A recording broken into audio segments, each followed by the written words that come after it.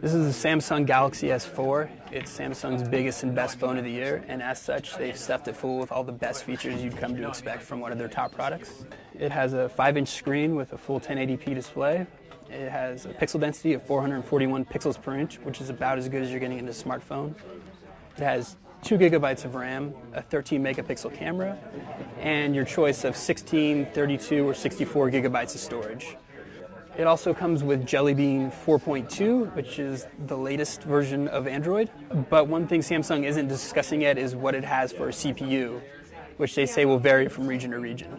Going on to some of the features, Samsung is putting a lot of emphasis on their camera this time around.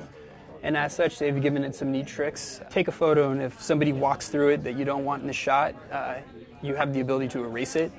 There's also an action shot mode, which will do sort of time-lapse photography. It also has the ability to make cinemagraphs, which are animated GIFs that sort of have style, and you can freeze everything around the image except for the moving part. So you have the ability to make some really cool sort of photos with this. Another big area of focus with the phone is its navigational tricks, a lot of which sort of read off of your eyes to tell if you're engaged or not engaged with the phone. One thing it can do is when you are staring at the phone, it will know, and then you can tilt your phone up and down and it will scroll what you're reading, whether that's a web page, email, a book. It will scroll up and down as you tilt it, and then when you look away, it won't. So that's sort of a neat addition. The other thing it has the ability to do is when you're watching a video, if you look away, it will pause the video automatically, and then when you stare at the screen again, it will detect that and start playing again, which is good if you're the distracted multitasker type.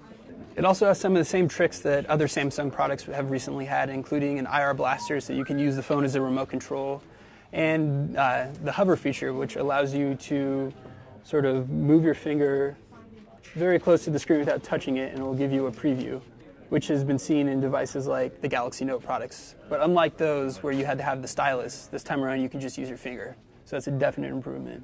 Another thing Samsung is looking at is the idea of motion and gesture-based control, which lets you navigate through something like a web page using a wave of a hand.